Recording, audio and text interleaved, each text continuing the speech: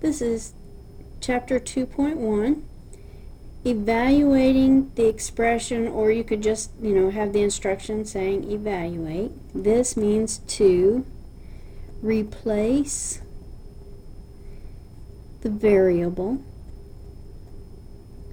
with the number given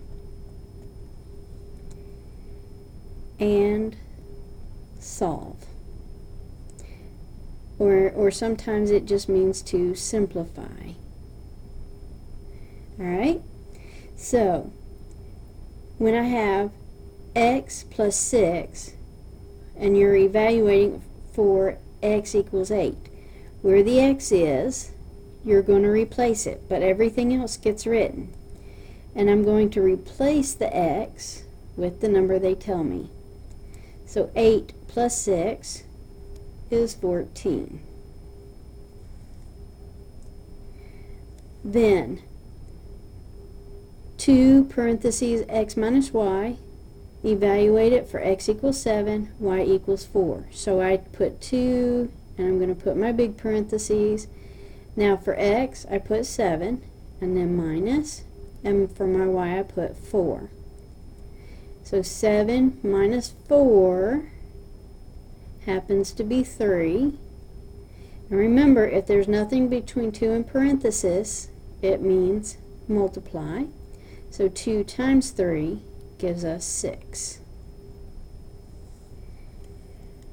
Well, this is basically saying the same thing as this, except it's saying, is 6 the solution of this equation?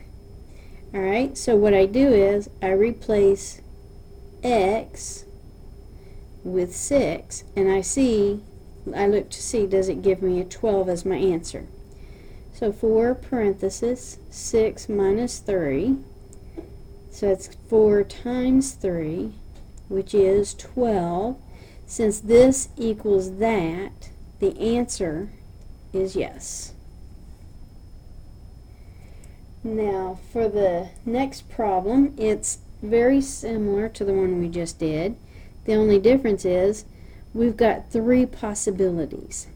So the first time I'm going to let n equal 2, and the right side isn't just a number, the right side now has an n in it. So I have to do both sides. So I take 9 times 2 minus 15, and does that equal 5 times 2 and plus 1? 9 times 2 is 18. Notice I'm not doing this in pieces, and I'm bringing everything else down. So 5 times 2 is 10 plus 1. 18 minus 15 is 3. And 10 plus 1 is 11. 3 and 11 are not equal. So we mark out the 2. Now we let n equal 4. And so 9 times 4 minus 15 equals 5 times 4 plus 1. This is 36 minus 15, 20 plus 1. 36 minus 15 is 21, equals, 20 plus 1 is 21.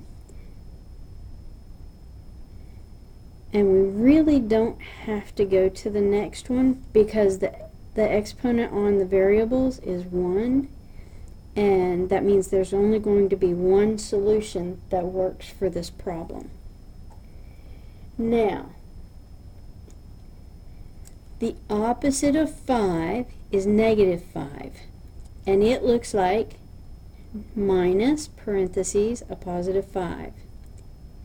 Now, the opposite of negative 5 is a positive 5, and when writing it, it would look like the opposite, or minus, a negative 5. How would we use this? Well, we would use it as, let's say we've got 17 minus a negative 5. Let's say I've got that. Well, the opposite of negative 5 is a positive 5. That means that negative cancels that negative, and we end up with a 17 plus 5, which would give us a 22. If you have problems with this, you need to get help with it. Also remember, leave it, change it, change it. So another way to look at this is leave it, change it, change it. Leave the 17 as it is, change the minus to a plus, change a negative 5 to a positive 5, and we still get 17 plus 5, which is 22. If you have problems with this problem, you need to seriously be asking questions. Okay? Absolute value says how far am I from 0? Alright? The absolute value of positive 5, well, think of a number line. If this is 0 and this is 5, 5 is how many spaces away from 0? Yep, you got it. It's 5 spaces. Well, that was 5 spaces. What about going in the negative direction? Well, it's still 5 spaces away. It doesn't care if it's in a positive direction or a negative direction. Alright? So when you got the absolute value of any number, positive or negative, it will always be the positive of that answer. Now you have to be careful, because if you have a negative on the outside, alright, well, we know that the absolute value of 5 is 5, but then we have to bring that minus down. Alright? And we know here that the absolute value of negative 5 is positive 5, but the problem is we've got to bring that down. So,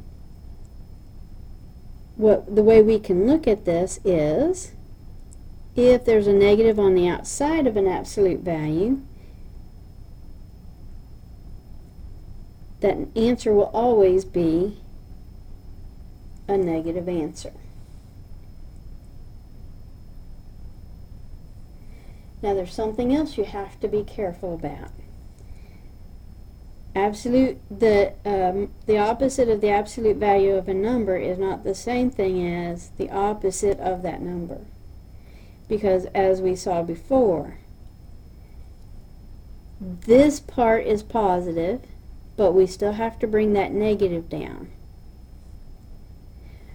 But I can rewrite this as 0 minus a negative 5. Leave it, change it, change it. So 0 plus a positive 5, which gives us a positive 5.